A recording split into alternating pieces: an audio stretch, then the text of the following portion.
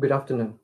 You're joining us live on Facebook for a special episode of Science Stream. Welcome. We'll be starting our broadcast in a bit. Meanwhile, please make yourself comfortable and answer this poll below.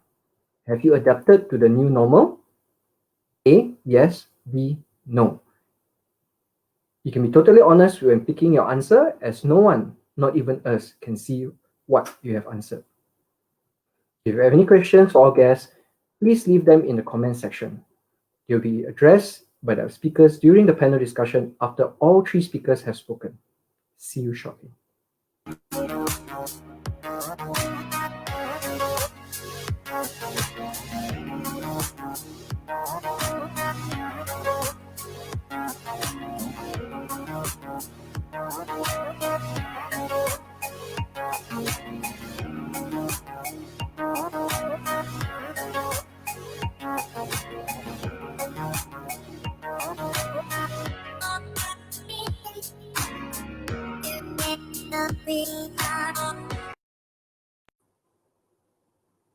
Hello once again, especially to those who have just joined us. I'm Sean from Penang, Penang's very own science discovery center. All of us are currently experiencing some sort of mood control order, and with daily new cases still in the 4 digits or high 3 digits region, we felt this special episode is timely. COVID-19 may be a novel virus, which has caused a worldwide pandemic the whole of 2020, and probably still for some time to come, but ways to tackle and eventually overcome it may not be new. We don't need to look far for past successes when humankind has overcome past epidemics. Dr. Wu Lien-Teh, a Penangite who was nominated for the Nobel Prize in Physiology or Medicine in 1935, is widely credited for eradicating the Manchurian Plague by employing methods which are not uncommon to us now, promoting the wearing of masks, isolating and quarantining patients, and disinfecting buildings, among others. In the current pandemic, we see varying levels of success for each nation in their battle against COVID-19. What are the more successful nations doing right as compared to less successful nations? How is it that those countries which were initially successful at containing the spread of the virus are now seeing a new and larger of infections? Everyone seems to be focused on the elusive vaccine. Is a vaccine the ultimate solution for us to tame COVID-19? In this special episode of Science Stream, Dr. Anwar Faisal, Dr. Ho Chi Peng, and Dr. H.T. Ong, members of the Wu Lien-Teh Society, will enlighten us about Wu Lien-Teh and public health, lessons from the past for the present. Dr. Anwar Faisal is the president of the Dr. Wu Lien-Teh Society. He is often described as a multiversity for his vast and diverse interests and activism for over half a century. Dr. Anwar studied economics and education at the University of Malaya and later received honorary doctorates in law and philosophy from University Kebangsaan Malaysia and University Science Malaysia, respectively. He has been a prime mover of over a dozen local, national, and global civil society groups, including the Consumers Association of Penang, CAP, Transparency International Malaysia, Penang Gandhi Peace Center, Pesticides Action Network, Health Action International, and the World Alliance for Breastfeeding Action, WABA, among others.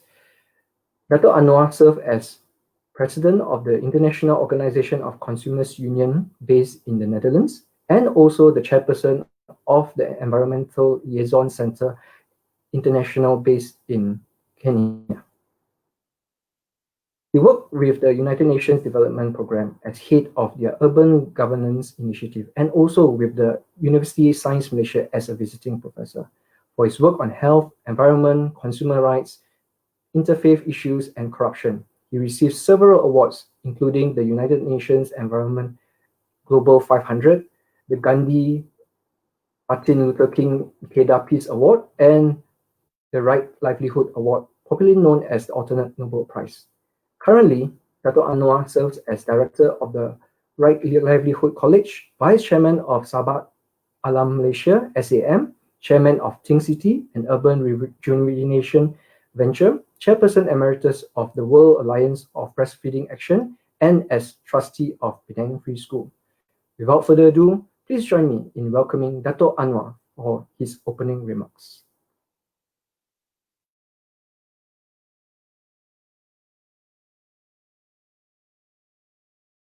Dato' Anwar. Welcome to Science Stream, Dr. Anwar.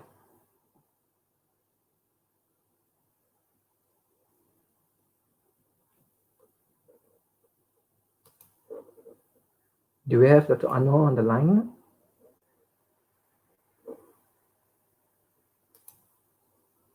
Okay.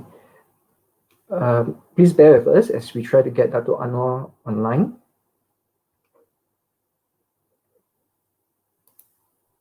A very special person, and also one of the most subjects. Yes.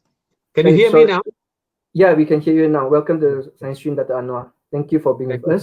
So, yeah. So at the start of our Science Stream, our live stream today, we asked the audience if they have adapted to the new normal. Let's see how our audience responded to the poll.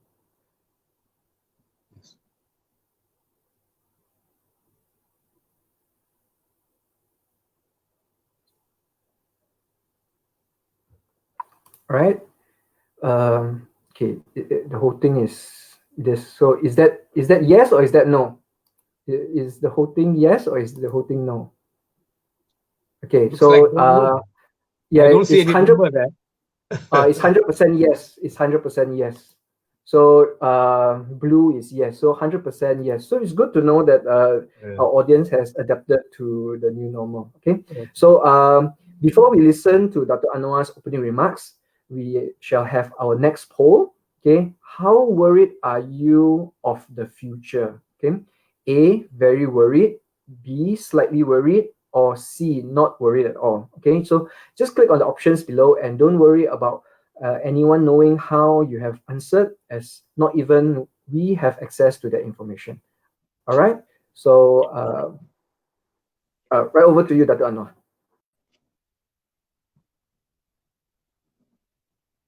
Thank you. Thank you. Assalamu alaikum, everyone. Peace be upon you. Thank you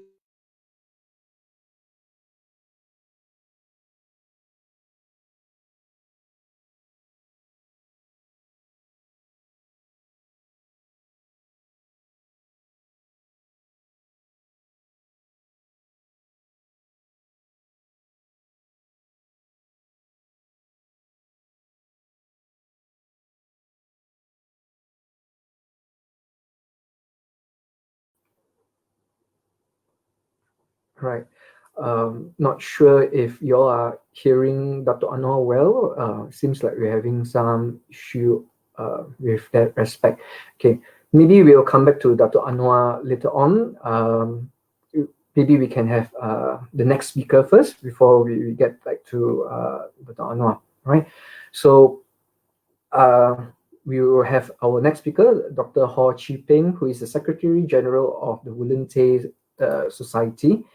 Dr. Peng, also a clinician from the Kepala Batas Hospital and a researcher associated to the Clinical Research Center at Seberang Jaya Hospital and Institute for Clinical Research at the National Institutes of Health, Malaysia. He has a passion for global health and infectious diseases, and today he will speak on the Wu Lien-Teh story from Penang to Harbin. Welcome to Science Stream, Dr. Peng.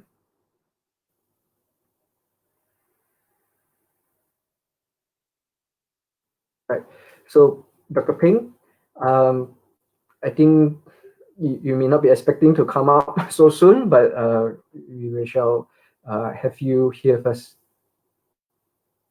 Okay, so let's start with your presentation first, Dr. Peng. Over to you, Dr. Peng.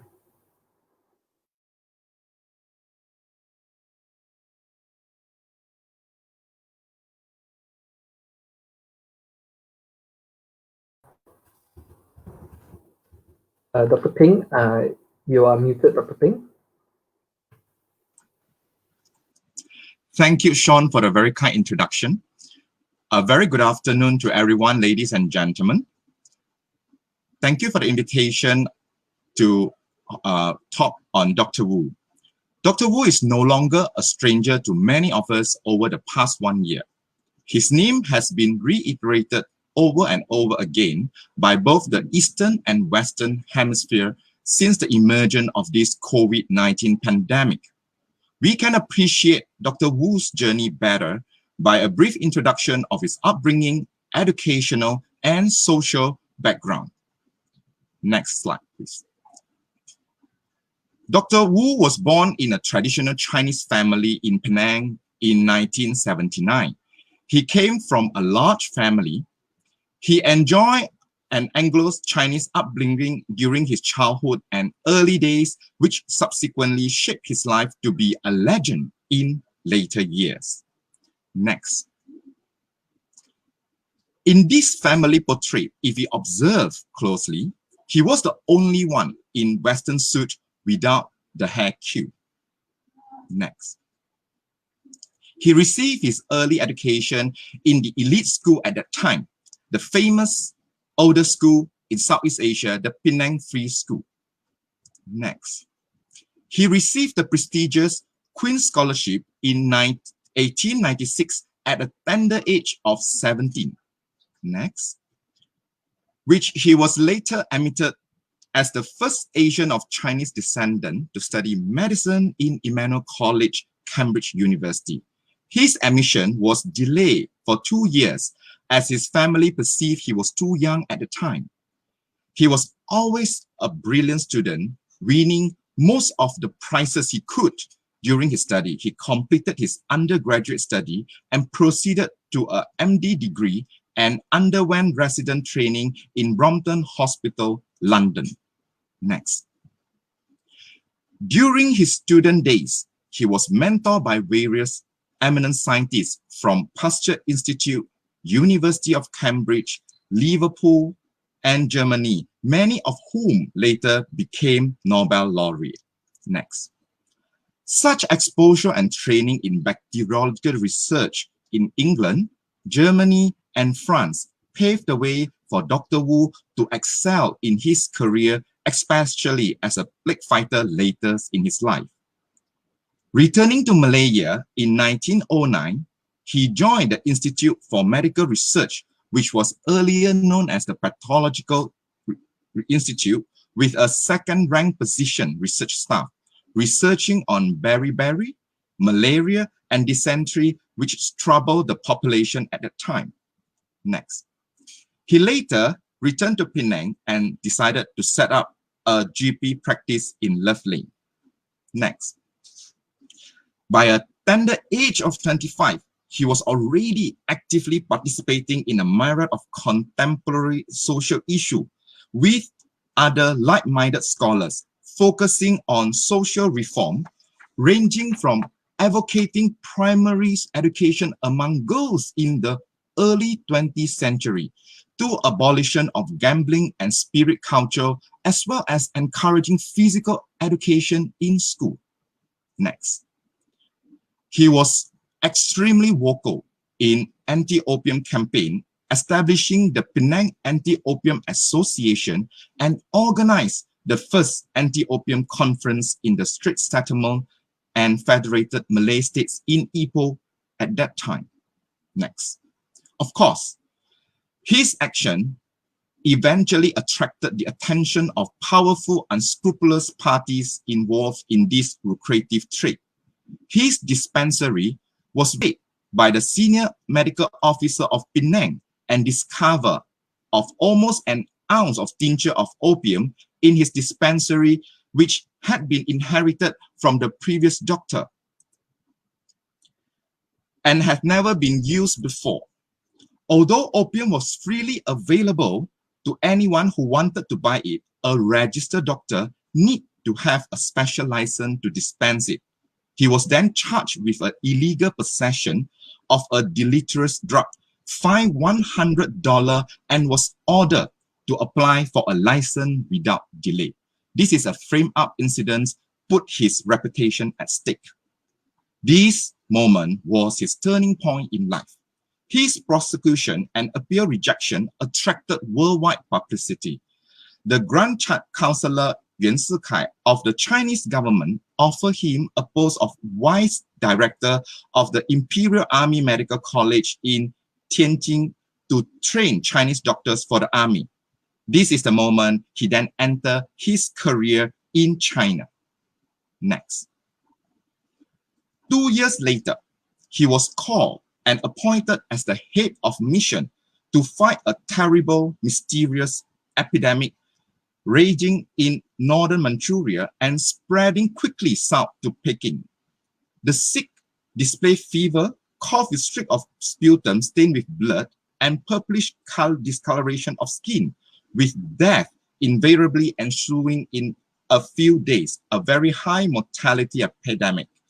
He traveled to Harbin with just an assistant, a medical student, to investigate an unknown disease which killed 99% of its victims.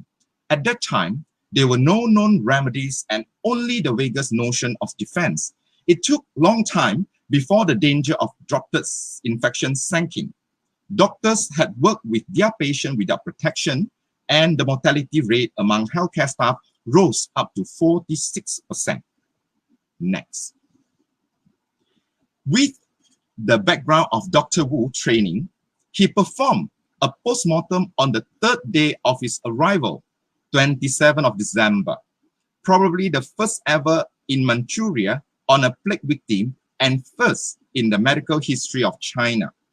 It was a Japanese woman, innkeeper, married to a Chinese man and died during the night after showing the symptom of cough with spitting of blood. He later confirmed the epidemic to be a pneumonic plague. From the organism, he cultured from the lungs of the victim, but not from the other organ.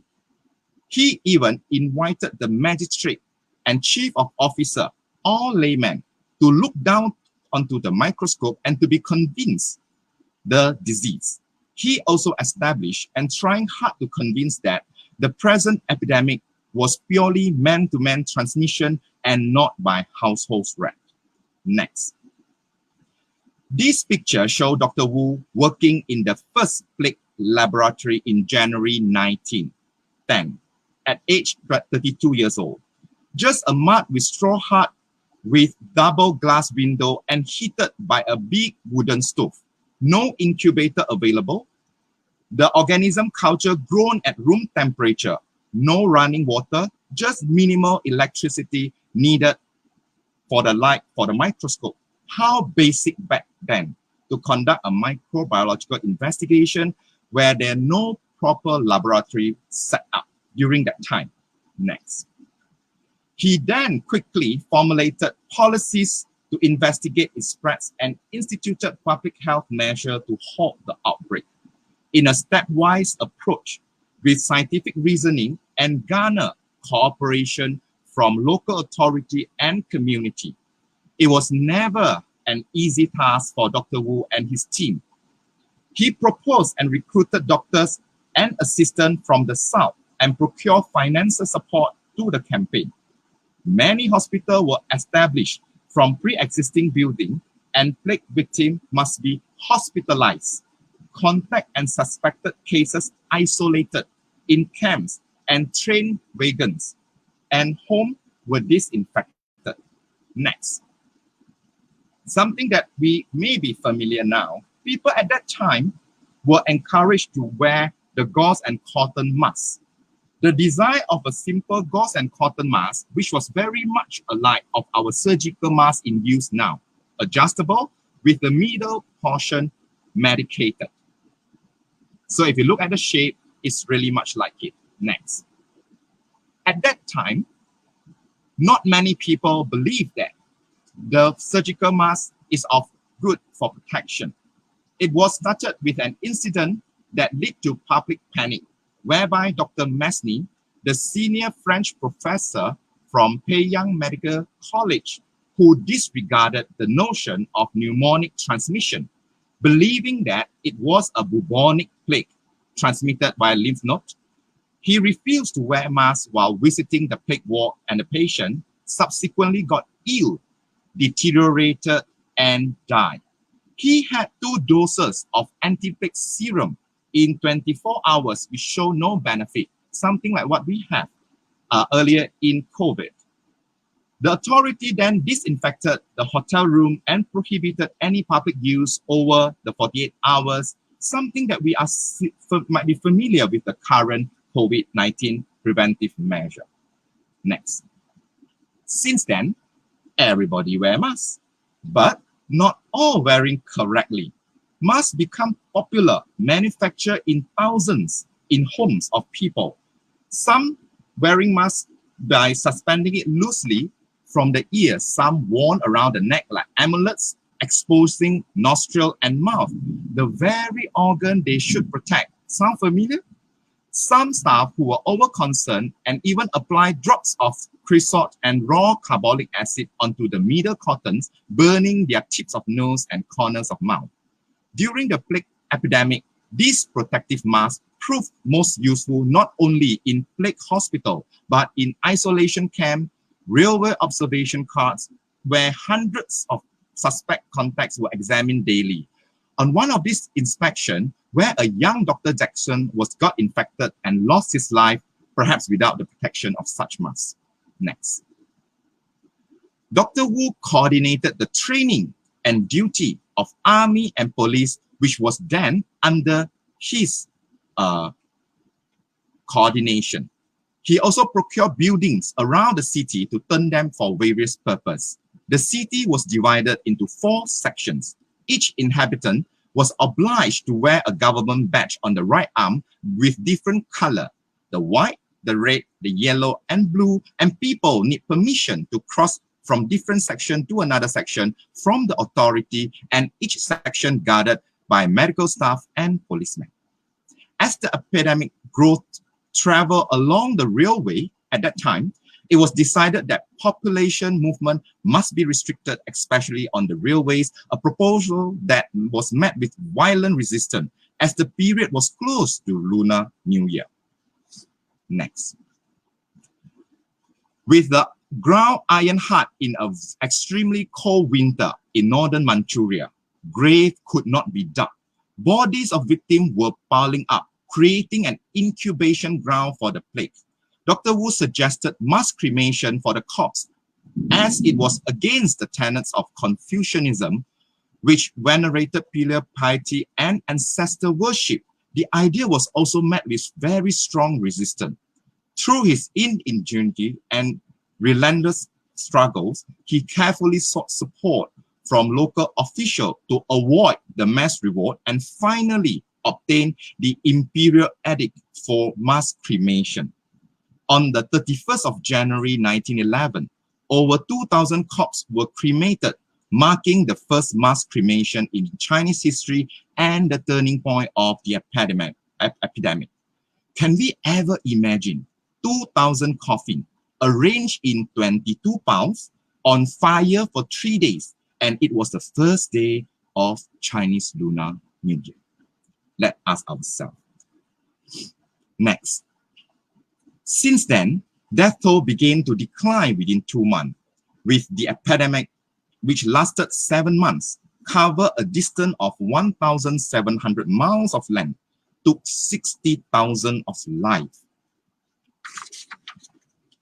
and caused 100 millions in losses, reached zero count with the last case recorded on the 1st of March 1911, just 7 months. The origin of the plague epidemic was eventually traced back to the mammoth trapper who had inhaled Pastorella pestis from the skins of Tarabagan mammoth. During that time, the outbreak started with this mammoth trapper contracting the disease, stay in a crowded area in underground inns during the severe winter, and incubating the human-to-human transmission. The suppression of this plague pandemic changed medical progress in China forever. Next. Later on, Dr. Wu chaired the first International Plague Conference in Mukden, Shenyang, in April 1911. It was a historical event, first in China, attended by scientists from all around the world. He later presented a plague research paper at the International Congress of Medicine London in August, which was published in Lancet during the same month. Dr. Wu subsequently became the first president of the China Medical Association, which he established, and directed the National Quarantine Service later on during his career. Next. During his time in China, he established more than 20 hospitals, laboratory, and university hospitals. Next. He established the Manchurian Prevention Service, revolutionizing and modernizing public health service in China. Next. There was a subsequent smaller plague outbreak a few years later, which was much more manageable with the past experience and was contained very quickly with small number of deaths. Next. Not only Dr. Wu worked as a public health physician treating patients, coordinating control of epidemic, he was also a scientist conducting bench research investigating the source of infection, animal study, even therapeutic like vaccine and anti-plague serum at that time. Next.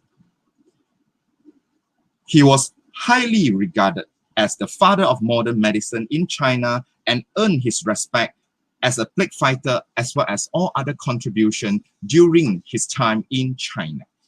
Next. He published extensively, not only limited to plague and infectious diseases, but many other social-related issues reflecting his well-rounded personality. The two most prominent publications was a treatise on pneumonic plague for the League of Nations Health Organization, later known as World Health Organization, and the history of Chinese medicine. Next. He also advocated adoption of human dissection in recognition of the value of postmortems and systematic clinical teaching in hospital, established the Central Medical Council and essential use of English as a teaching medium in addition to Chinese, modernizing the medical education in China. He established Chinese Medical Association and founded the first national medical journal, as well as he continued his work in modernizing China's relatively backward medical service by establishing hospital, reorganizing essential branch and international preventive medicine at various seaports. Next. He received numerous awards internationally, either via postgraduate honorary recognition or government from France, Japan, and Russia in the early 20th century. Next. Due to the Second World War, he has to move from Shanghai back to Ipoh and set up a GP practice. He continued to give free treatment to the poor and needy. Next. To encourage the young to share his love for reading, Dr. Wu tirelessly collected donations to start the Perak Library, now known as the Tun Razak Library, in Ipoh, a free lending public library. Next. He enjoyed his half-retired life with invitation to join political arena, which he often declined. He was offered twice. Next. He moved back to Penang on weeks before he passed away at the age of 81. He was cremated and rests in peace in Bukit Gantang Crematorium, holding to his principle, the land is meant for the living. Next. During his time, Dr. Wu traveled around the world. He was born in Penang, grew up in Penang, left to study in Cambridge, returned for a short while, left to China to create a legacy, and returned again after he returned back from Ipoh and rest in peace in Penang. Next. The legacy of Dr. Wu in Malaysia are recognized by several initiatives by the local governments and community. A few roads was named after him in Penang and also in Ipoh, with a foundation stone by Dr. Wu at Fuyuxia School back in 1938. Next. The society worked on to learn more of his nomination for Nobel Prize in Medicine or Physiology back in 1935. by Professor Cadbury from Canton University. He was nominated for his work on pneumonic plague and especially the discovery of the role played by the tarabugin in its transmission. Next. Upon further inquiry, the Nobel Committee briefly reported and concluded that the role of tarabugins or mammoth was already known earlier and reported earlier, and no further investigation to proceed with the assessment for the award. We believe that the nomination could have been more accurately reflected for his work on plague, rather than just recovery of the role of discovering mammoth as a transmission agent. Next. Nonetheless, he was the first ever Asian to be nominated for this prestigious award. Definitely the first ever from Malaysia. We should be very proud of him. The Dr. Wu Society, Wu Lien-Teh Society, was established back in 2012 by a group of Penang Free School alumni with the aim to promote his legacy and to raise the awareness of Dr. Wu. Next. We have reprinted 2 books. One of it was his own autobiography, The Plague Fighter, which he spent 7 years in his 70s to write himself. A remarkable book packed with full of his life episode, revealing him as a warm-hearted family man, intensely proud of his kith and kin and of his offspring. The late Professor Wu Lien, his first elder daughter, also collected and produced a book of memoirs with a lot of photos inherited from the father to tell the story of his life, with a Singaporean author actually working in studying Dr. Wu's personality and his life. Next.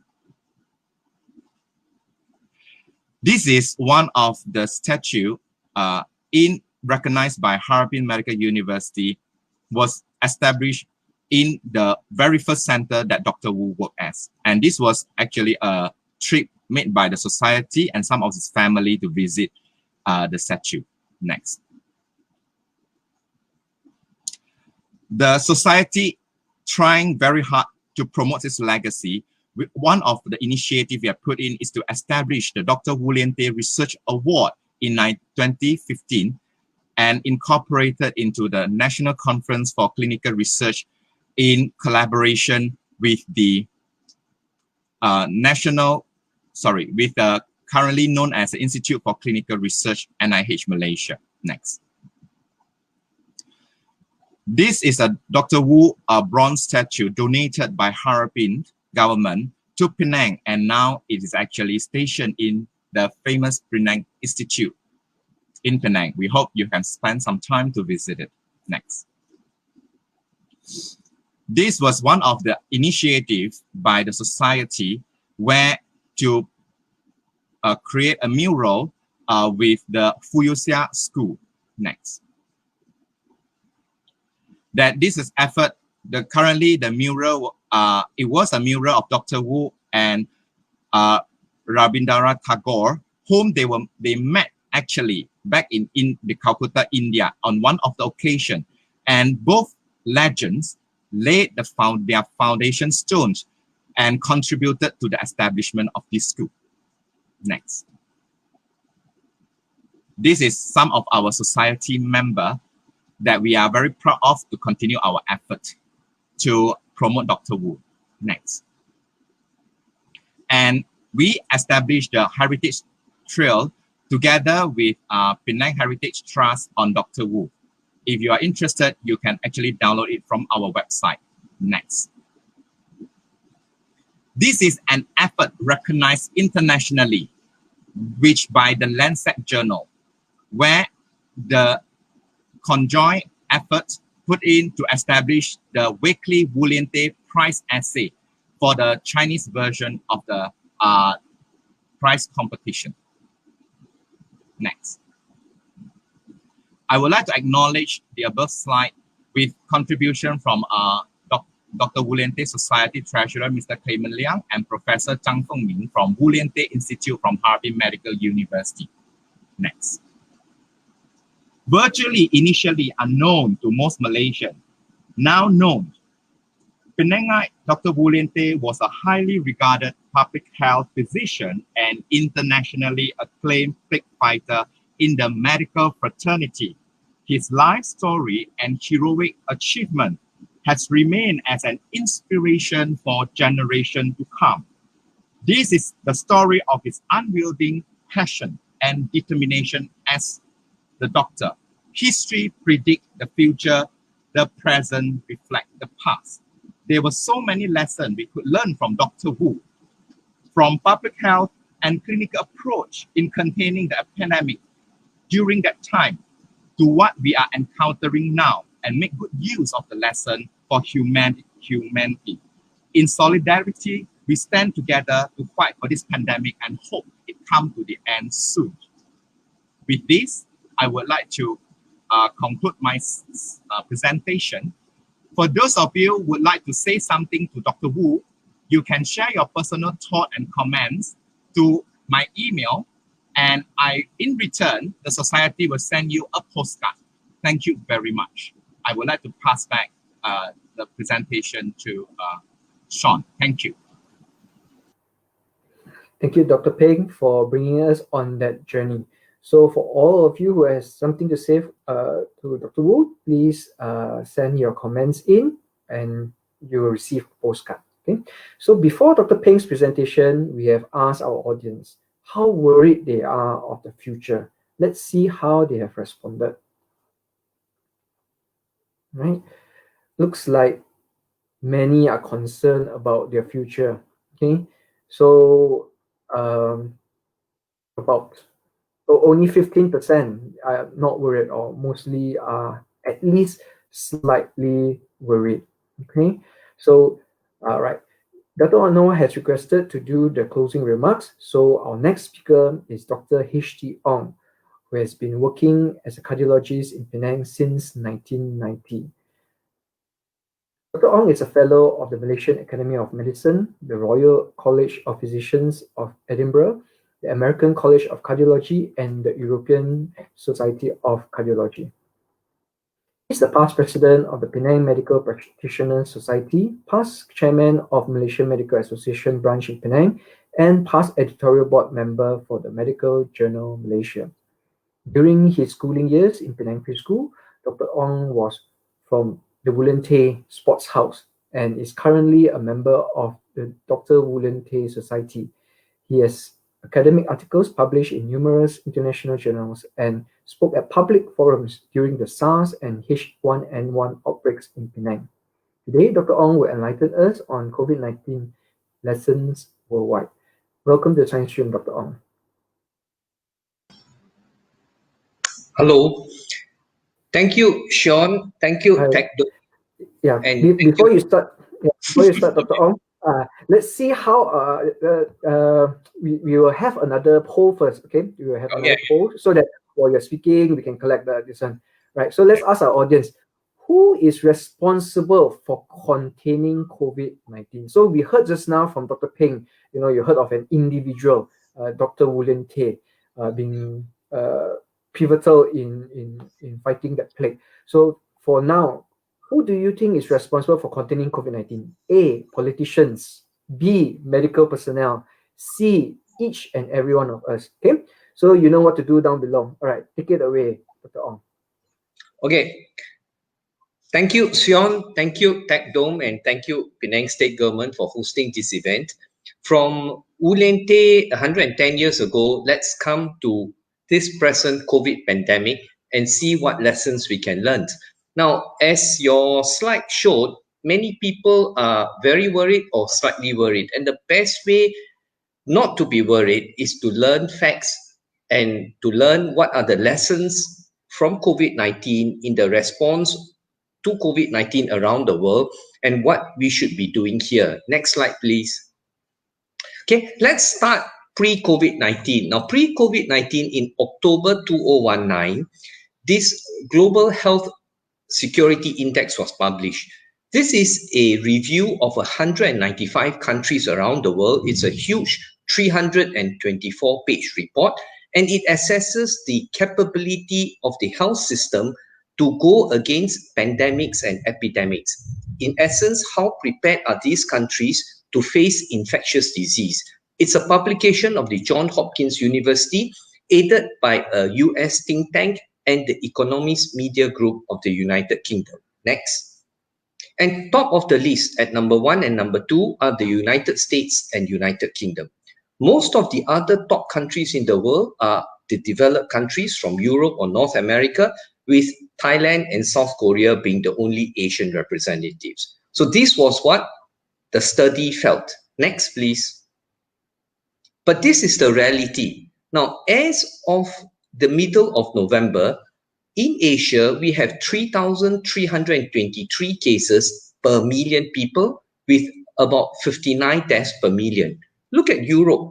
It's 19,000 cases per million with 437 deaths, while in North America, it is 22,800 cases per million and 600 over deaths, which means that overall, Asia, despite its poverty, despite its large size, performed much better than Europe or North America.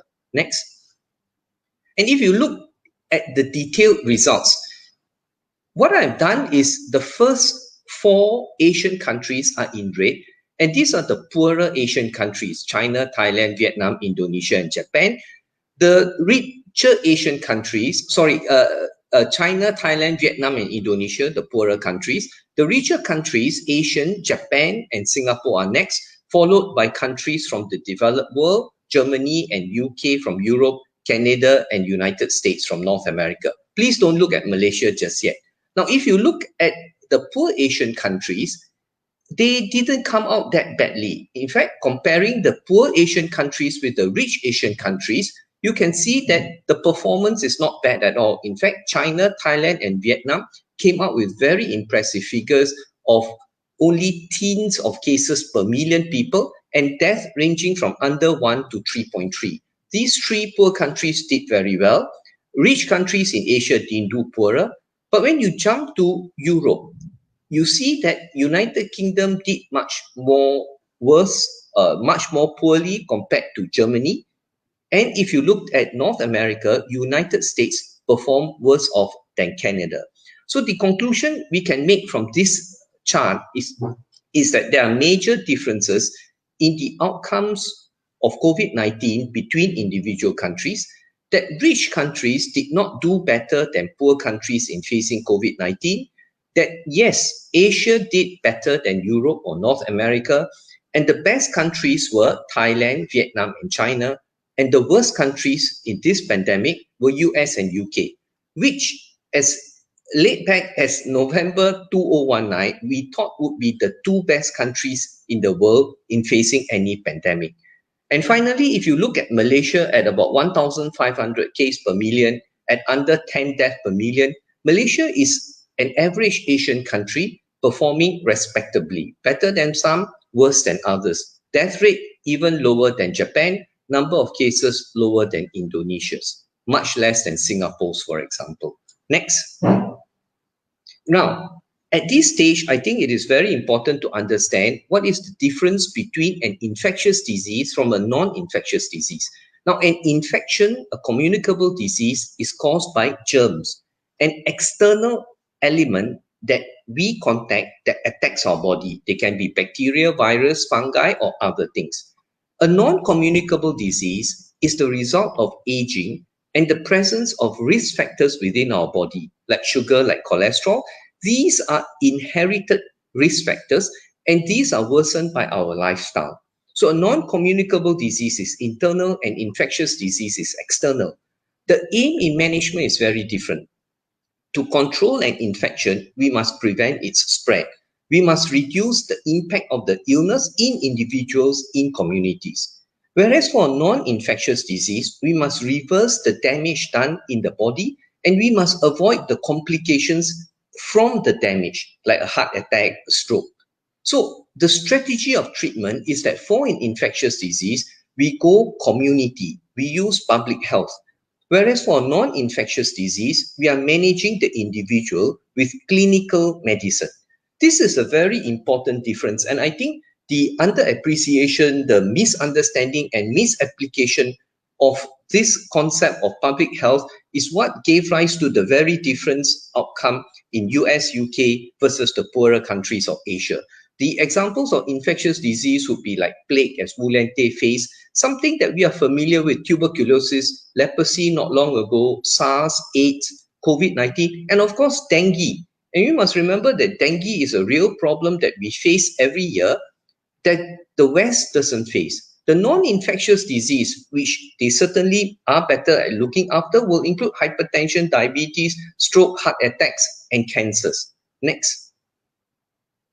So let's look at why the particular three Asian countries do well, namely Thailand, Vietnam, and China. Just very recently, on the 12th of November, the head of the WHO said that Thailand actually prepared for infection over the last 40 years.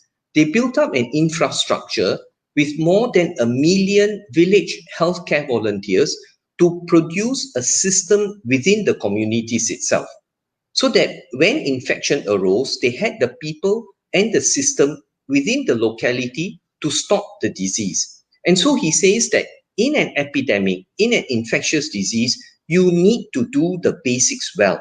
And what are these basics? You test and look after the cases.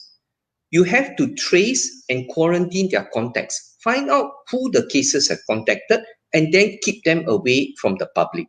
You have to engage and empower the communities to protect themselves. Means the public must be part of your strategy against an infection. The public must have knowledge. The public must understand what they have to do. And what is it that the public and the people must do? Well, we must physically distance from one another. We must avoid crowds. We must have good ventilation. We must wash our hands often. Don't touch our face. Don't touch our orifices, nose and mouth. And we must wear masks. These are the things we have to do. Next. And this is a paper that again came out very recently, sometime in November, in November this month. And this looks at 1,050 Thais who have contacted COVID patients. Now, about 211 became sick, while 839 did not catch COVID. What was the difference?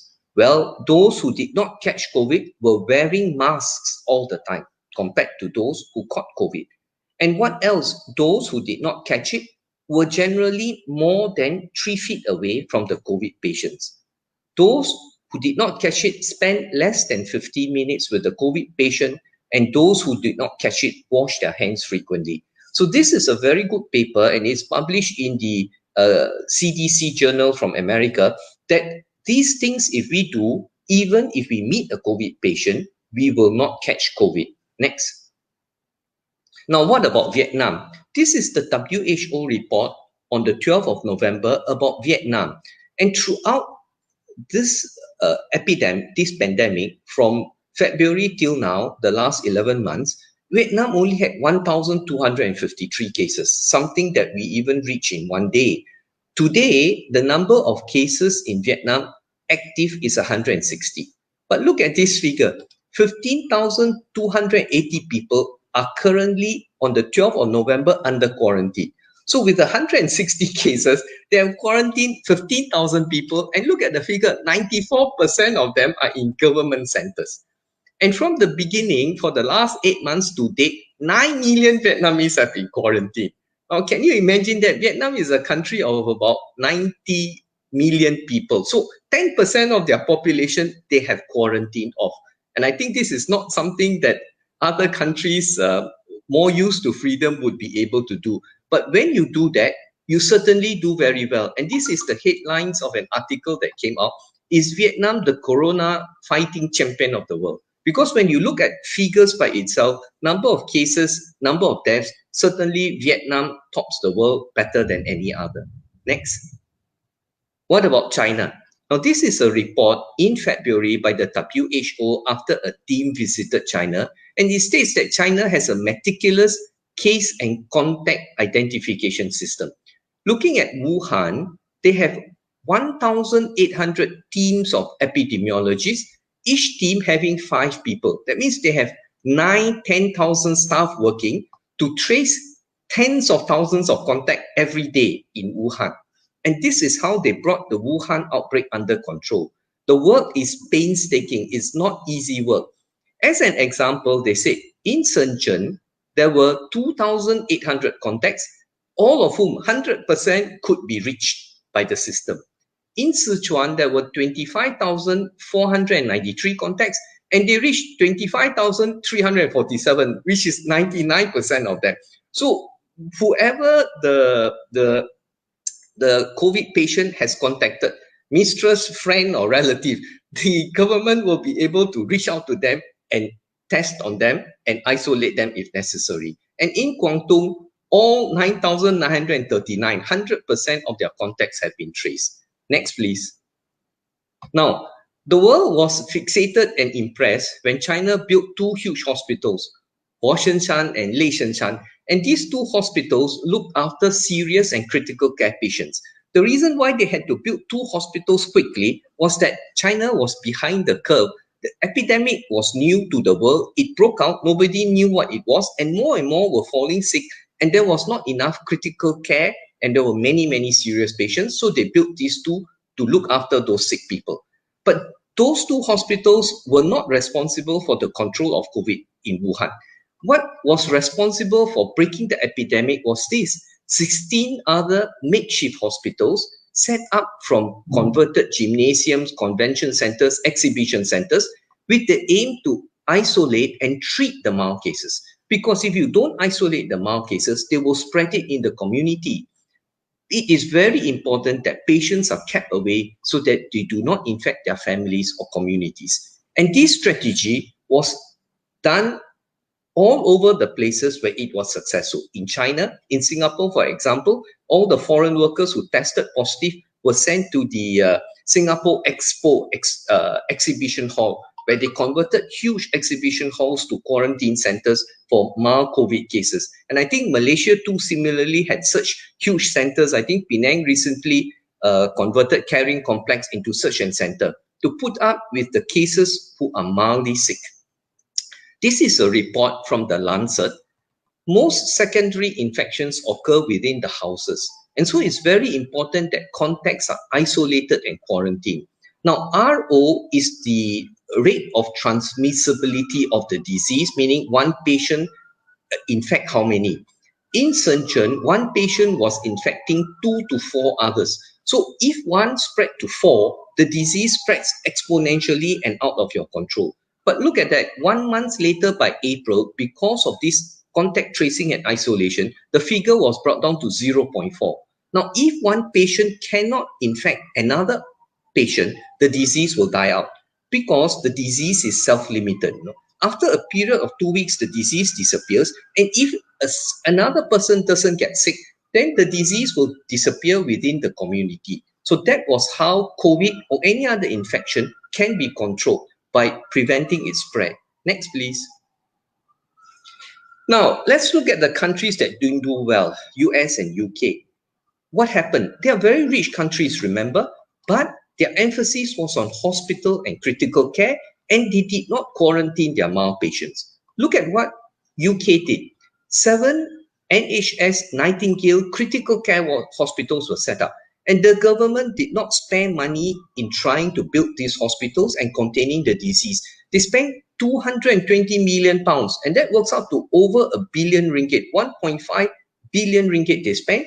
They created 5,000 beds, and they can scale up if necessary to 10,000 beds. What happened? Only 2 actually admitted patients. 2 of the 7 hospitals admitted. How many were in the end admitted? 154. Why? Because patients did not become that sick. Because the sick patients could be looked after in existing centers. And when you build critical care hospitals, they end up not being used. So what happened to the 7 Nightingale hospitals? Most never had a patient. Now, what happens to the majority, the 85% of COVID patients who are not going to be sick, requiring hospitalization? What happened? Well, they have to self-isolate. This is a report on the 12th of November by NHS England that says patients are advised to self-isolate. You stay at home, you record your oxygen readings. Fine, you may recover. But while you are at home, your disease will spread to your family, who then can spread it. So you're not going to be able to control the spread of the disease that way. Next. Next. Now, what happens to trying to trace contact? Well, UK did not have a good test. UK had a good testing, but not contact tracing and quarantine system. So when there was a lot of a hue and cry in the press about the inability to get testing, the government set up huge testing centers. So from being unable to test, they became able to test hundreds of thousands of people, but they couldn't trace the contacts and quarantine them. So the government spent 12 billion pounds. Look at that. That's a tremendous sum of money on a test and trace system. But they failed at tracing. You need a threshold of 80% of contacts traced and quarantined to break the disease. Look at that. The figure is 60%. I just checked. The last week, as reported, is 61%. But on the week ending 21st October, they had a computer breakdown. And so they only were able to reach 43.6% of their contacts. Now, with this kind of figures, not knowing who the patients have contacted, you're not going to be able to prevent the spread of disease. And this is a matter not or any thinking doctor will realize. This is not an outsider trying to criticize the United Kingdom. This is an article by the editor-in-chief of the British Medical Journal. And you look at what she says. How has testing become the aim itself in the United Kingdom, separated from a functioning system of contact tracing and isolation? So many doctors are lamenting the fact that the government and politicians are spending a lot of money incorrectly and not producing the necessary public health information and response. Next, please. And so you come to the number one country in the world, the United States, the only superpower. And the WHO says that US is worse off than its poorer neighbors. In November, 12th of November, as reported in Channel News Asia, the United States continues to report record-breaking numbers. In fact, it's higher now than what it was. And look at the countries that were singled out by WHO. Argentina, Costa Rica, Jamaica could curb the outbreak. Caribbean nations avoided spikes by acting fast. Chile, Paraguay, Uruguay could flatten the curve. Cuba and Costa Rica never got out of control. So you see, the poor countries could manage. Why? Because their healthcare system concentrated on the correct public health thing, which a developed country like the United States did not do, because they were trying to emphasize on individual clinical curative care, not preventive public health. Next, please. Now, in the United States, there is absence of organization and planning on basics. Remember what WHO said on Thailand, get the basics right. So this is a report that just came out 26th of November, 2 days ago. I redid my slide yesterday to add in this line because 2 days ago in New York City, lines were long for COVID-19 testing.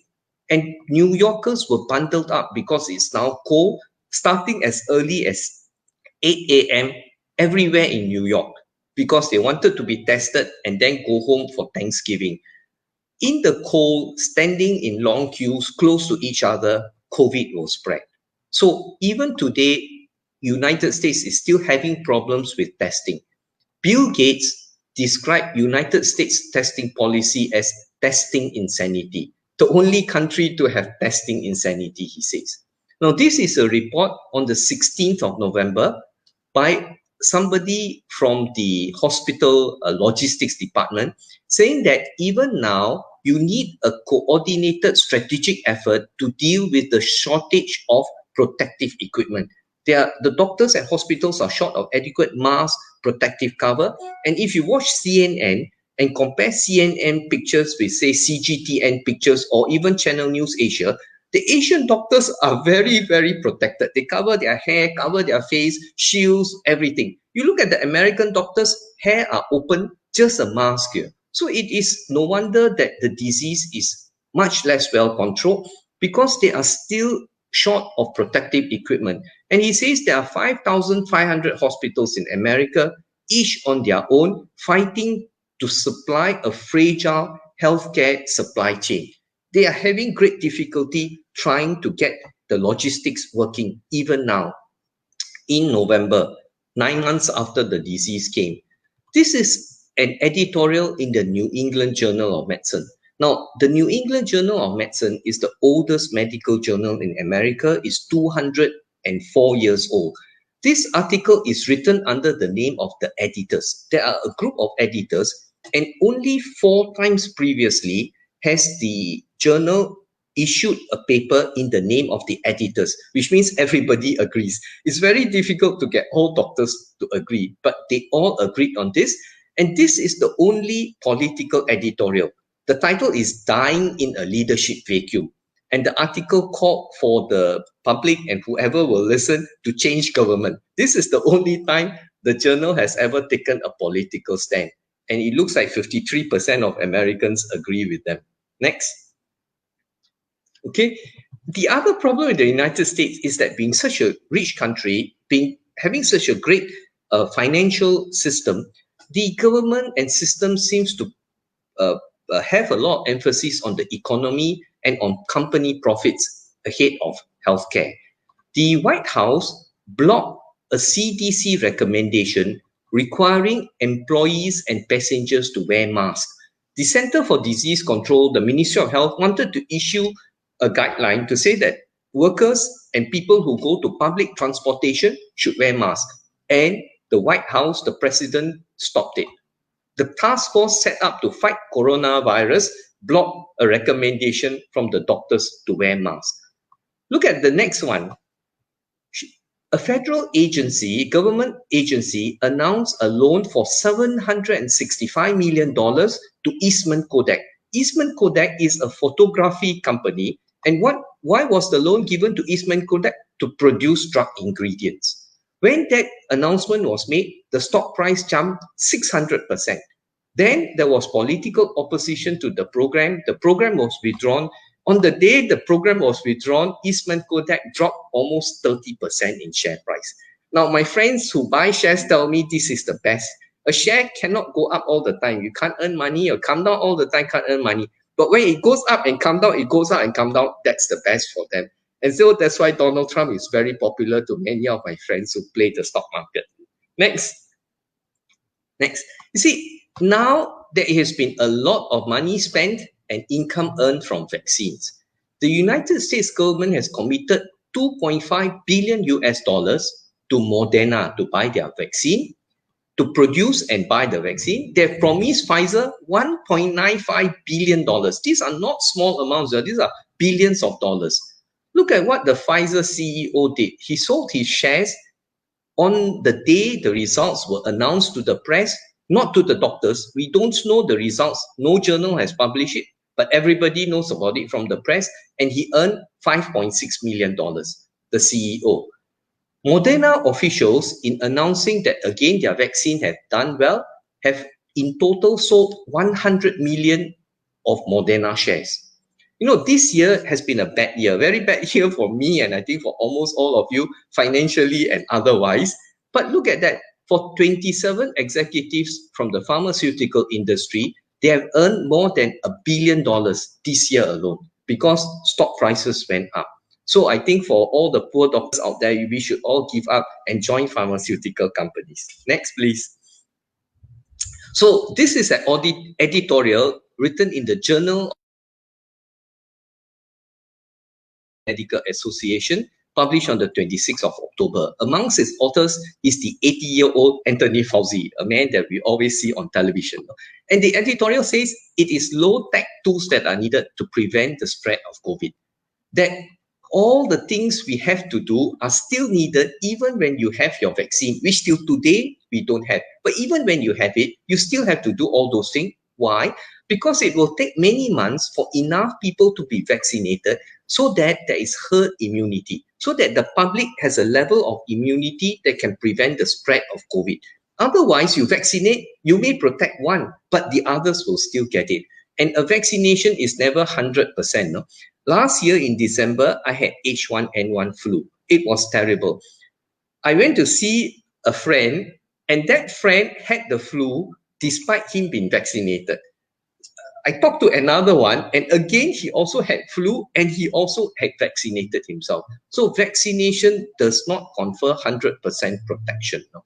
And for the public, the community to be protected, it takes months and months to reach about 60% coverage rate. So the toolbox that we have now to fight COVID are wearing masks, physical distancing, hand hygiene. We must test with isolation and contact tracing. And we must limit crowds and gatherings. And with that, the next one, please. I'm going to finish off in the next two slides, but I want to show this picture again, saying that in an infectious disease, the spread is always exponential. In COVID, it is 1 to about 2 to 3, but various other diseases have various other levels of spread. Ebola, for example, will kill, but the spread may not be so many. Measles, for example, is milder and doesn't kill, but it spreads a lot to about 11 to 18. So in any infection, the spread will be like that, exponential. It is because of germs from the outside. The aim for us is to prevent the spread, reduce the illness, impact individual, and most importantly, public, that we have to use community public health measures. In contrast to the non-infectious, non-communicable disease due to aging, due to risk factors, where we try to reverse damage, prevent complication. This, we use individual clinical health. We cannot treat the individual with vaccination, with critical care, and beat COVID. But we must use community public health measures to prevent the spread. Then we will win over COVID. Next, please. And so the answer, to reiterate, to control COVID, we need low-tech tools, wear masks, keep our distance. Studies have shown, which I will go more into in a later talk, that we must keep more than 1 meter away from a fellow human being. Don't spend long time with them. Even if they have COVID, we spend under 15 minutes, we should be okay. We must wash our hands. Don't touch the hands to the body where COVID can then enter. That we need a testing policy together with isolation and contact tracing, that we need limits on crowds and gathering, that we each have to play our part. And this is very important. Now, the previous survey showed that a lot of people are anxious. We must be cautious but not anxious, because anxiety reduces our ability to fight infection. So we must avoid anxiety. With knowledge, we can avoid anxiety. And we must continue healthy living, which means we must exercise. We must have adequate sun exposure. Now, we are very good because we have sun. There have been studies to show that vitamin D is a defense against COVID. So adequate sun exposure, adequate ventilation, exercise, and we will be able to overcome COVID. That's testing, when done for the country, for the community, has to be accompanied by contact tracing and isolation. And may governments listen to the doctors and the scientists, not to Wall Street and businesses. Now, I put the red as to what we can control and the black as to what we can hope the authorities around the world will do. Next. With that, I thank you very much. And that's it. Thank you, Dr. Ong, for doing all that research and distilling all the information to share with us. So before we get Dr. Anwar back on for his closing remarks, let's see how our audience has responded when they were asked who is responsible for containing COVID-19, right? So looks like 92% says that all of us, so it's more of the same like kita jaga kita, okay?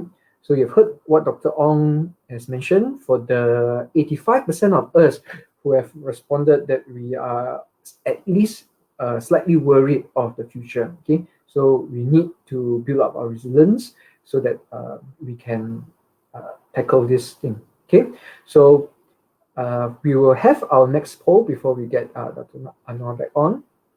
And our next poll, okay, are you looking forward to the vaccine? So you have heard what Dr. Ong has presented.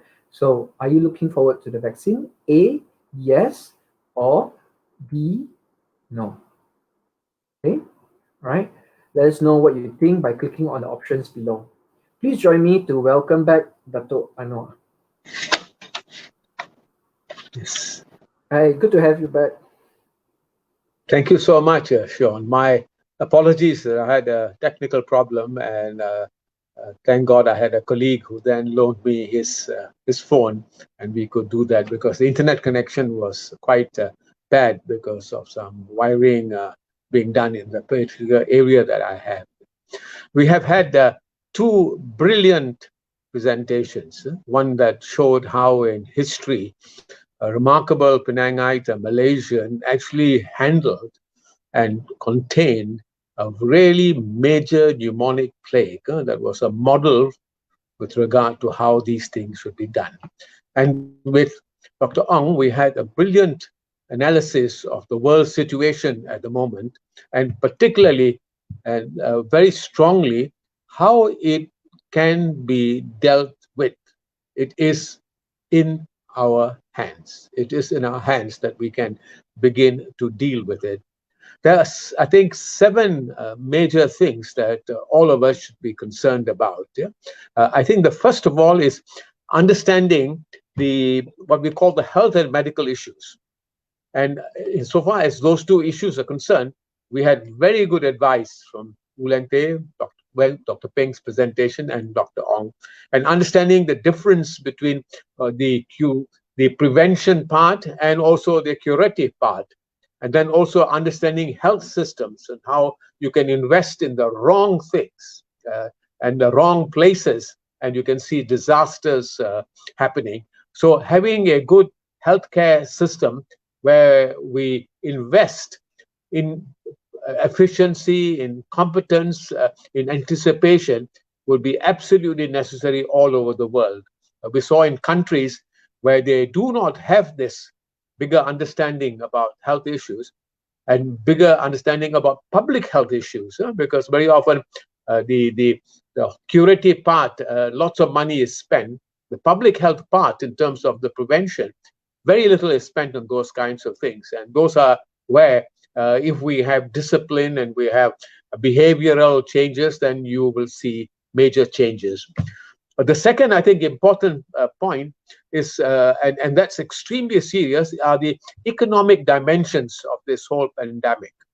And we saw how you have on the one side joblessness, and the joblessness is largely among the people who are in the bottom 40. That means the poorer people, the people who are struggling, the people who are just managing. But you also found that the world's richest people were actually exploiting and becoming wealthier. And governments that were in cahoots with them were actually encouraging systems that will make them even richer. And this is a huge, you can say, anomaly in the global system, where you actually have, you can say, mega, in a way, mega kind of exploitation of the community of the world, and where individuals make prices and may make money, and this money goes all over the place. And we know money laundering.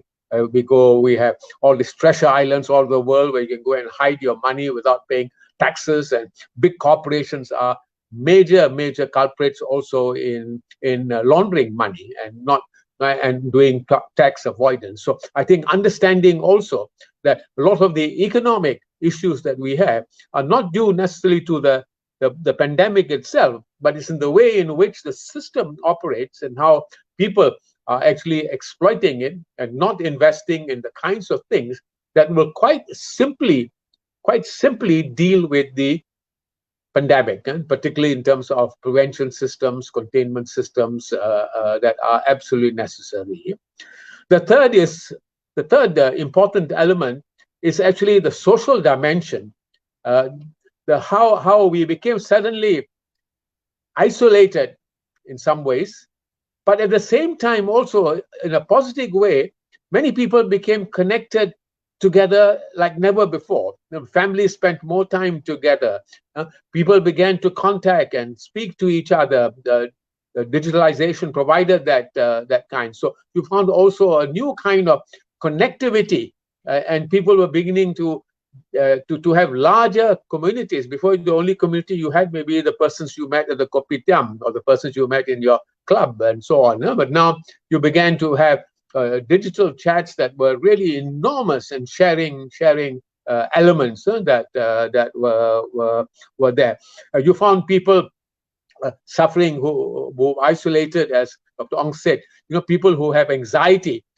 What was the kind of mental support that we have all over the place, and how do we make sure people understand that this kind of pandemic, happiness is a very great thing, that if you have good joy and you look positively, people began to look at ways in which they have self-sufficiency and self-reliance in their homes, and started growing things in the place, spend time with the children, and the children also learn a lot about how the world operates. They learn how to play their own games and so on. So the wonderful positive dimensions of the pandemic, as against also the negative elements where you found isolation and inability to do a number of things that one would have liked to do, like, for example, the collapse of the tourism system. But what did it see? It saw virtual tourism suddenly appearing, that people can see the rest of the world without having to spend money on planes and ships and destroying the environment, which has been a very big issue.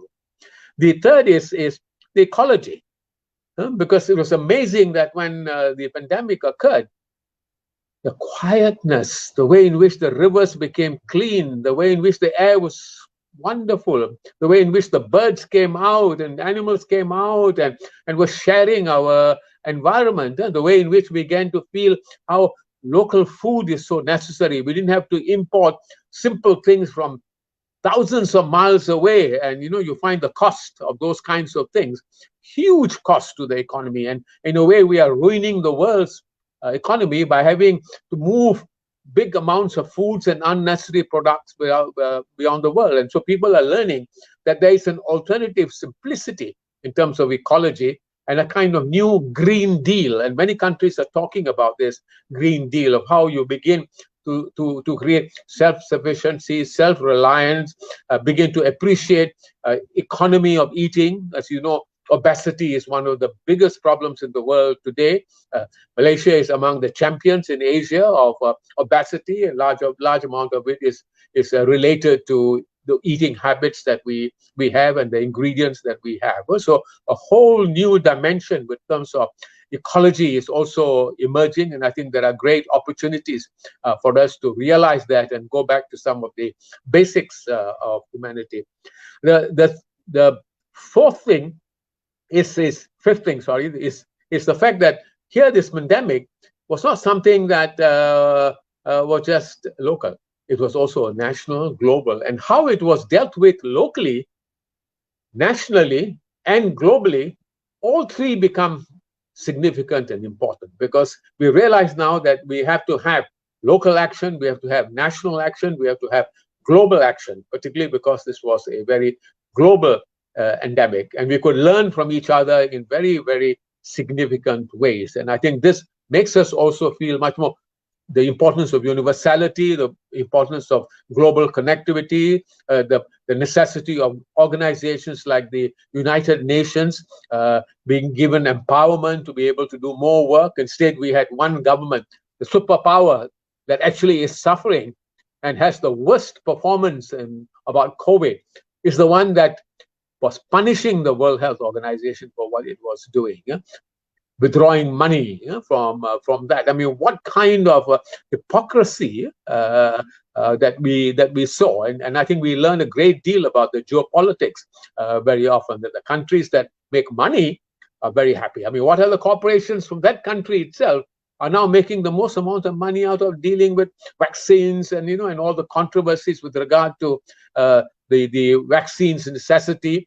Instead of also spending much more time on the discipline and the necessity systems, very simple systems that Dr. Ong shared with us, and that are already everywhere being said. Do those simple things, your mask, your cleansing, your distancing arrangement, your crowding and dealing with those kinds of arrangement, and then contacts and tracking systems that we have, and all those are far more significant, and that's why it's very worrying when billions and billions of dollars are spent on corporations that are making billions and billions of money, and coming from very often countries that are themselves totally incompetent in this particular area. So that's very significant. The sixth area is, I think, the digital revolution that has occurred during that time. How so much of it now we can link up with all the different parts of the world. But at the same time, not only when we link up, but also the possibility of fake news, of really stupid things being spread around also becomes very, very easy. And fake news has become also a very big industry, and sometimes maybe even promoted by people, because the more you use systems for useless things, the more money they also make, in that, and you can encourage all kinds of things, and the habit of sending it to 100 people every time you receive something, all those kinds of things that are also developing. So the difference, and I think Dr. Ong also made reference to it, there's a difference between information, which is just data, but knowledge is something more advanced than information. The knowledge is looking at that information, identifying it, seeing it, relevance, and then that's knowledge. And the third thing is wisdom, because you can have all the information, you can have all the knowledge, but if you don't have the wisdom, how to apply that knowledge, how to get people to get in and adapt it and make it part of their personality and their lives, then nothing also will happen. And so remember the digitalization revolution and its consequences, and also the difference between information, knowledge, and wisdom. And very often and this is the seventh point that I wanted to make is we can learn a great deal from the Chinese tradition of acupuncture. And when you want to be a good acupuncturist, you have to have a very good map. And this map will show the points where you have to deal with. And secondly, you have to know which are the points that you have to press in order to address a particular problem. And thirdly, you have to have people who have the skills to know how to press that problem. And I think, as Dr. Ong very clearly mentioned, and Dr. Peng also indicated of how Wu Lien-Teh dealt with it, once we have this system of knowing the mapping of the issue, knowing the points that need to be addressed, knowing again, having the skills and the people to address it in the right kind of way, then I think we will see the transformational change. So what about the future? I think the future is in our hands. How we behave. There's going to be uncertainty. There's going to be whole new lifestyle changes. We all have to begin to learn about simple things like happiness and sharing and caring about each other. So remember, the future is in your hands.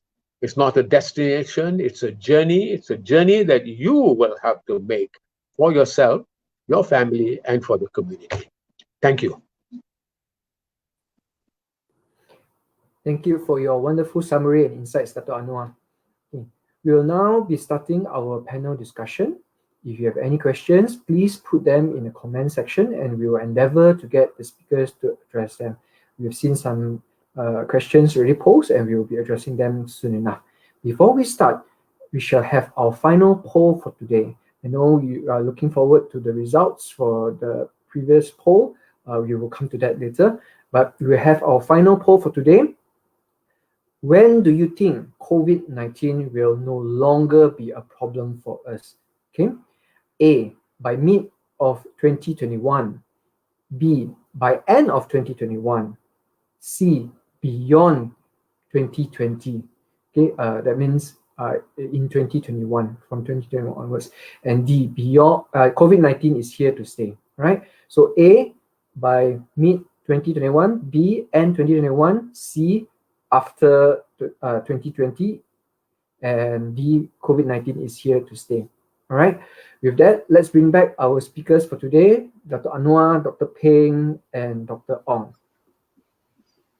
Okay, welcome back, and thank you for the wonderful speeches and presentations. Let's kick things off by looking at the results from the earlier poll on vaccines, shall we?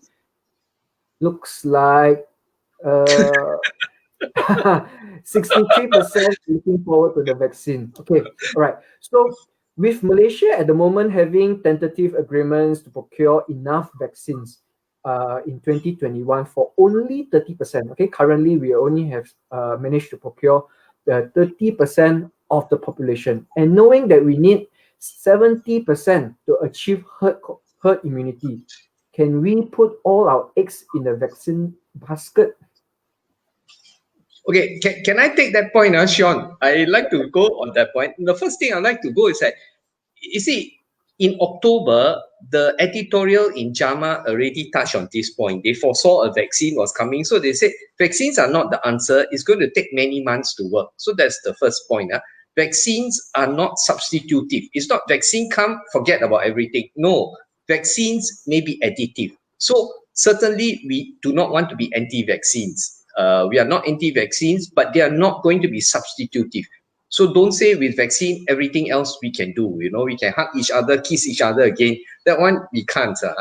Then the second point is that it's not just Malaysia. Actually, yesterday's news, if you read, Indonesia, Thailand, and Vietnam, including my two favorite countries, Thailand and Vietnam, have also announced that they're planning to buy either Moderna or Oxford or Pfizer vaccine. So the first message is, for those of you buying shares, you can buy shares from all three companies. I'm sure they'll do well.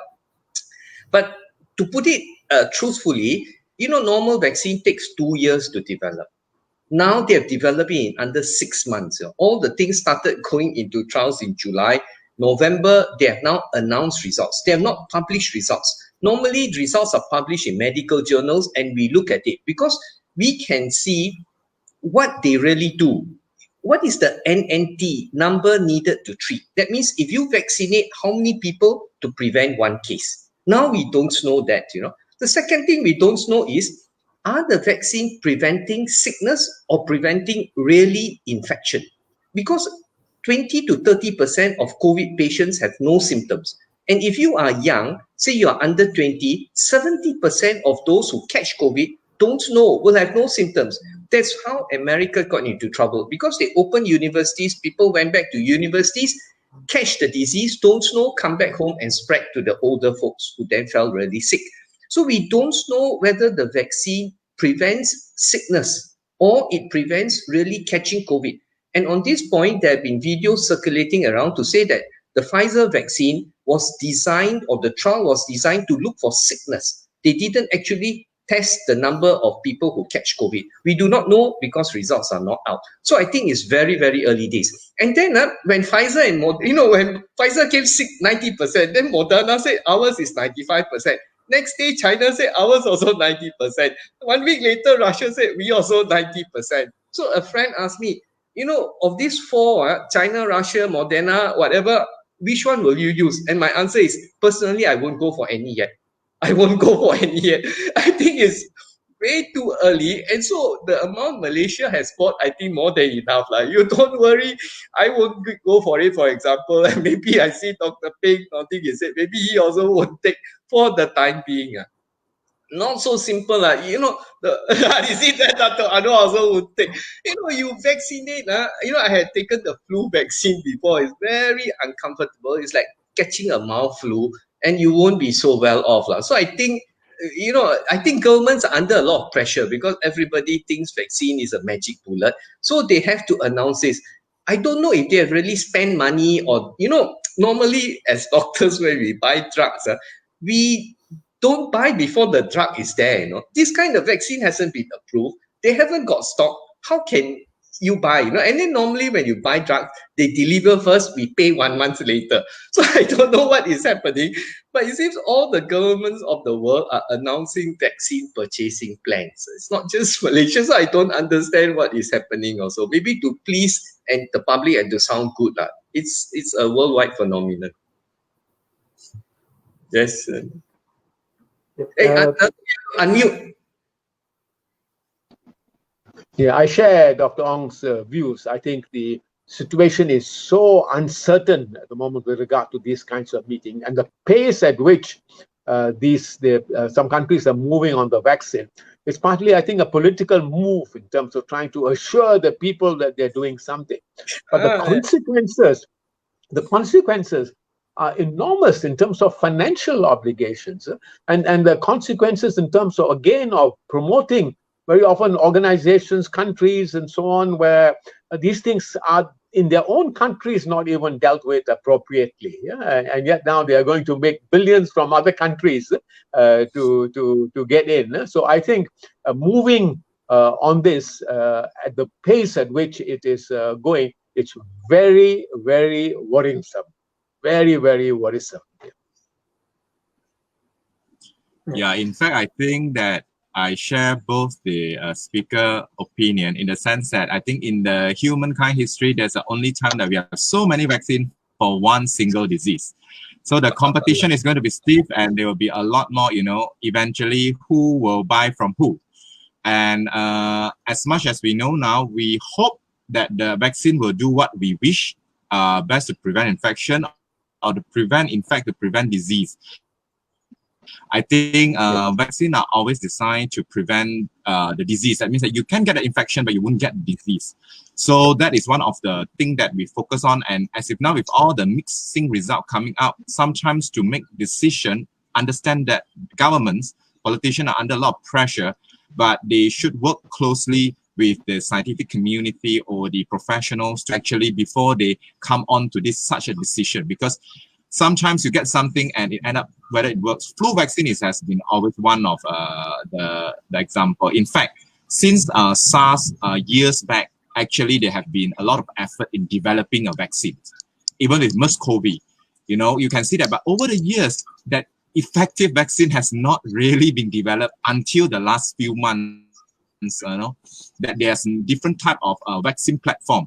In fact, they are using the mRNA vaccine that now you need a special kind of storage. You need a negative 80 degree storage, and in fact, it will have the how we deal with cocaine and things like that.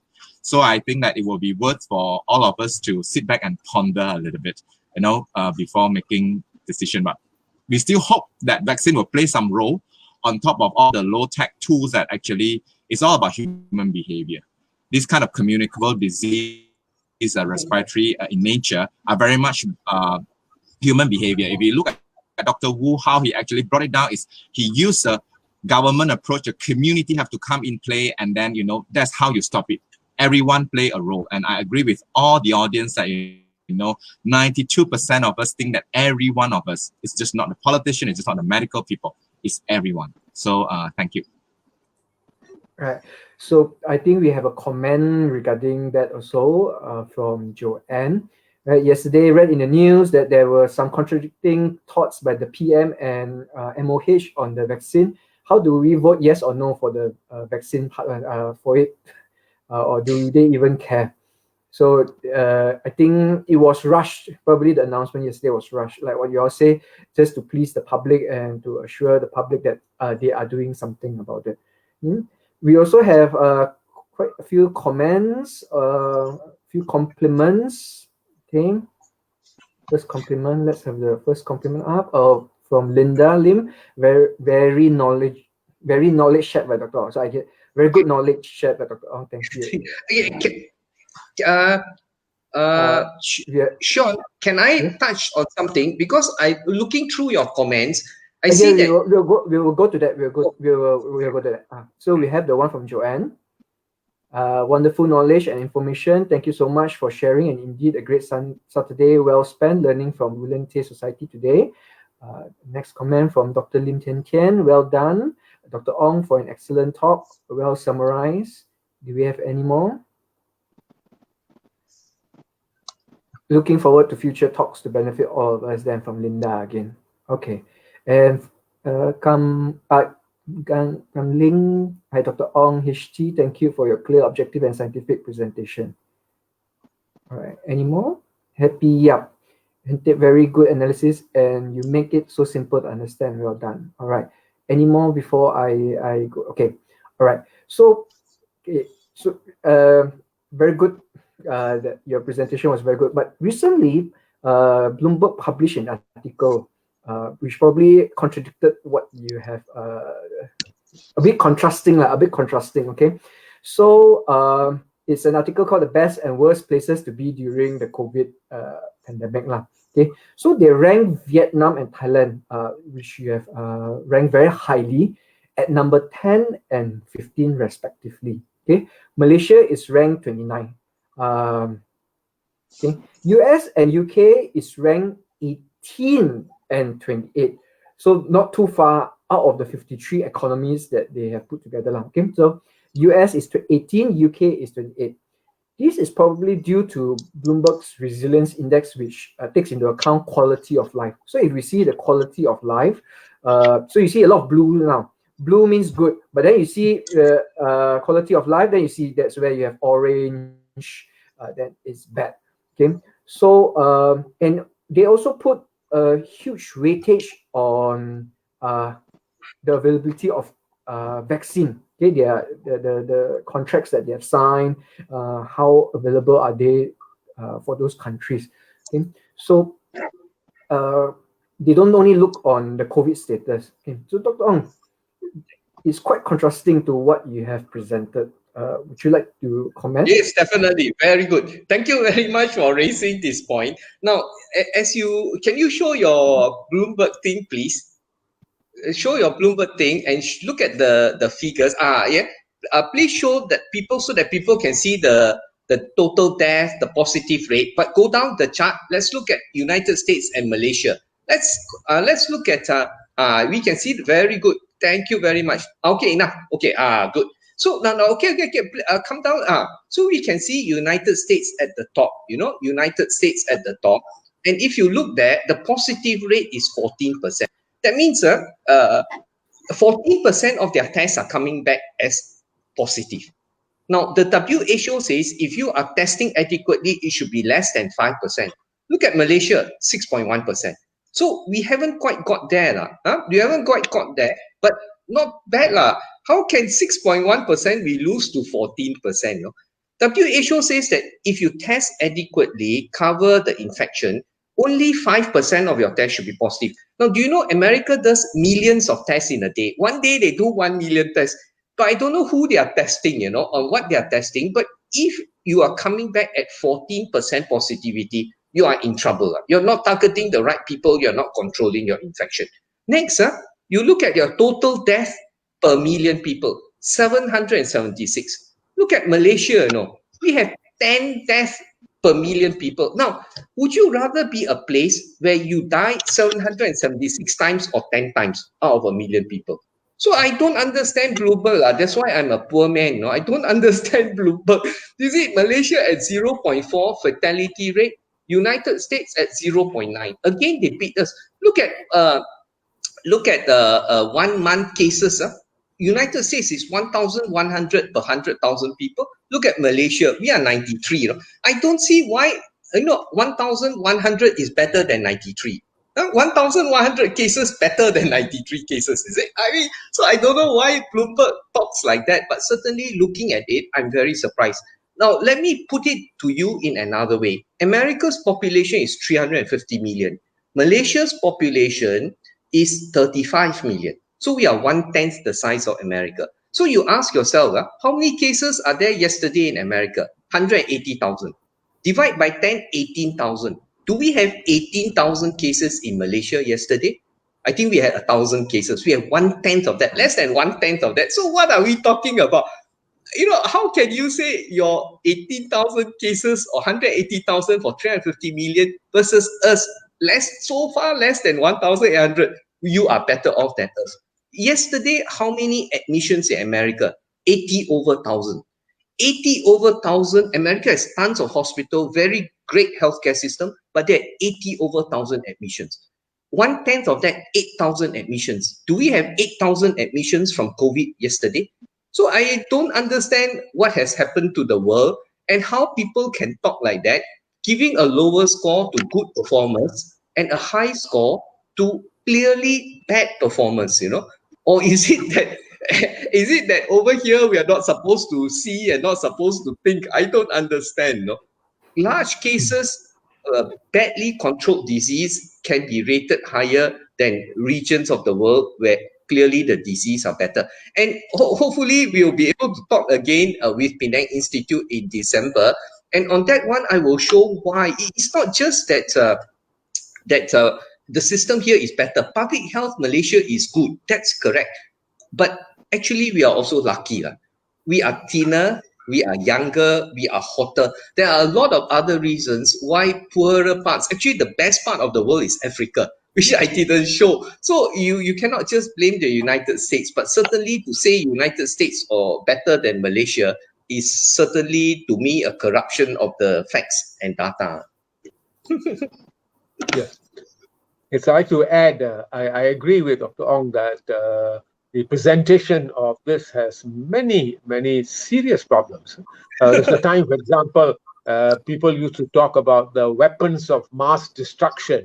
They means, the countries that had all the big weapons, very often talking about peace and the hypocrisy that was associated with that kind of discussion. Then the term the weapons of mass deception was also created of how big powers can actually mislead the world with regard to doing things. The way in which the Iraq War, for example, was carried out, and talks in the United Nations about Iraq having weapons and things like that. All of it was mass deception, and there are many, many examples of this kind of thing. So when I talk about manipulation of news and fake news and so on, very often there are mega agencies in the global world that have other interests, either strategic political interest or economic interest, in which they then manipulate and then they use what would be called the weapons of mass miscommunication or mass deception very often to mislead people. And I think the two examples, the comparison between Malaysia and the United States, and I think there are several other examples you can take, actually show us that here is the country that actually makes the most money, or tries to make the most money out of this particular pandemic, has got those kinds of results and is being put forward. I mean, if they were putting it forward for the country that's making most amount of money out of this pandemic, perhaps we would appreciate them a bit more, but they don't talk too much about the money being made. Instead, they talk about statistics which have a great deal of questions, I think. Thank you. Yeah, perhaps also just to add a bit, I think that, this, because I think this Bloomberg resilience score is actually a weightage score over the 10 indicator. Whatever show here is the 5 COVID status indicator. There's another 5 over the quality of life, which actually incorporated the lockdown severity and all the other GDP. I think perhaps when they try to weighted everything by scientific analysis, it become a little bit biased because we lose out some of those. So I do agree that they have sometimes all this analysis and scoring and ranking, they carry a certain agenda, a certain motive behind that, be it a political or economical. And then, sometimes we take those information, we should always have to take it with a pinch of salt and try to interpret and appreciate it wisely. So. Yeah, I think that's very, very accurate. Okay, let's look at the poll. So we asked when the audience thinks that this thing will end. Let's see what they say. Yeah, it's good to see that people think that COVID is here to stay, and also that it's going to be beyond 2020, beyond 2021. So it's not going to be resolved yet next year. Okay, but I think we have some questions from the audience on this to ask the panel. What do they think about this? We have a question from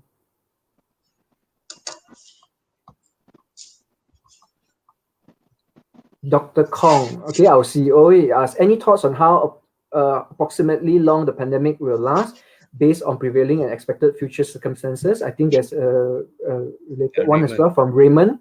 Can Dr. Ong enlighten us on the earliest possible time frame when the world will be free of COVID-19, if ever? So from the poll, it looks like the audience thinks no, it won't be anytime soon or ever. What do the panelists have to say about this? Okay, I think first the thing of how long the thing will go on, and somebody asked about, I think Teck Chong also asked about natural immune system. How long will our, without vaccine, how will our immune system fight the thing? How long will it last? Actually, we try to look at the past as a guide to the future. And you look at pandemics and severe pandemics, the more severe the disease, the shorter it tends to last. So like Wu Lien-Teh's plague that lasted in North China was just for a few months, The last big pandemic that broke out around the world was the flu pandemic, 1917, 1918. Now, by calling it 1917, 1918, you can see that it's actually a two-year thing. This present one has lasted from January until November. It's about 1 year. So these flus, COVIDs, they will come and then they will go away. They will remain with you, yes, but somehow or other, while we may not have 100% immunity, the virus would have adapted. The virus don't want to kill us. The virus wants us to be alive so that they can spread. So we will get sick, but not so badly sick. And already this is happening. If you look at the hospitalization rates or the death rates, it was much worse before. When it was a new virus, less adapted to human being, it caused a lot of deaths. Now it's causing slightly less deaths than before. So certainly we hoped actually that it would have gone away by now, but it didn't. Now for the northern region, it's winter, and winter is a bad time because again they have other infections, and winter is easy to get infection. So we will certainly go on to next year. Will it end next year? It might, but if it goes until end 2021, it probably is unlikely to be as bad as what we have faced it. It will probably be lighter. So I think if you look at normality of life, even Lee Hsien Loong has come out to say that you should think about normality sometime in 2022. So next year might not be good. This is not a sprint. When it first came, we were hoping that the clamp down for 2 weeks. After that, we can be okay again. We can't, So mentally, if we are prepared mentally for it to be longer, we'll be healthier than if we are mentally prepared for it to end. So I think we should be prepared. Next year won't be good. We will be living not well off economically. We will have to put up with restrictions, but there are good things within what we do. Maybe we are now cleaner. We don't go so close to each other. We talk a distance apart. We don't touch so much. So maybe in that sense we are healthier. So, but mentally we must prepare ourselves. Just as an added thing, yesterday there was a report that since COVID started till now, 2,000 Japanese have died of COVID, slightly less than 2,000. But in the month of October, 2,153 Japanese committed suicide. 2,153 Japanese in 1 month committed suicide. COVID since the beginning, 2,000. And I then went to check up on suicide rates and COVID. Actually, when COVID first came, suicide rates dropped, stayed the same or dropped. Maybe people don't quite like to work, So if you don't have to go to work, face your boss, you stay at home. Maybe quite a lot of people are not too unhappy after all, because suicide rates didn't go up in the early stages of COVID. But later on, now after 6 months of COVID, 8 months of COVID, that's when the suicides and depression start coming up. So if we mentally prepare ourselves that next year not going to be good, let's tighten our belt, exercise more, eat less, maybe we will all be better off. So with or without vaccine, don't look for it to go away. Think of 2022. That's what I would say. Yes, I like to add that I think the lifestyle changes are about the most significant, because we have been living lifestyles that are wasteful, that have been destructive, both to our bodies and also to the environment. And I think it's a great opportunity, and the future is in our hands. Not only the future of ourselves, but also of Mother Earth. So rethink the way we live, rethink the way we eat, rethink also about how now the world's most famous index is now the happiness index. The way how our well-being is determined to our mental state, and how we begin to enjoy all the little things that we have, all the time that now we give to maybe children, to arts and crafts, to just spending time in recreation and walking in green areas and doing all the kinds of things that are necessary. So I think a major lifestyle change would be the biggest transformation we can have, and can be the biggest, you can say, future that will actually make us a better human being and a better world. Yeah, perhaps to add a few points whereby actually it is going to stay with us because for infection to go away, either we eradicate it, eliminate it, I mean like from the what happened for smallpox, and also the world is working very hard for the polio.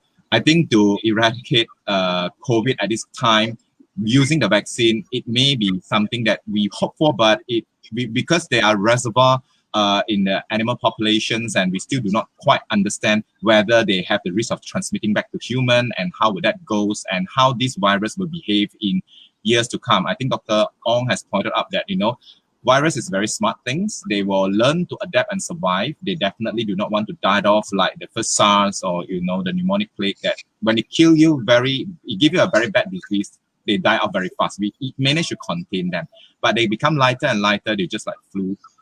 They will stay with us. I think one of the things that we can do is to strengthen our immunity, and then fully embrace our new norm. And as time passes by, hopefully the global pandemic status can actually stand down at some point. I personally believe that it may work one day, but whether it's at the next years or so, all of us play a role. So hopefully the vaccine will contribute some, but to what extent we cannot predict for now.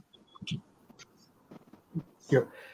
So we have another question from Dr. Kong.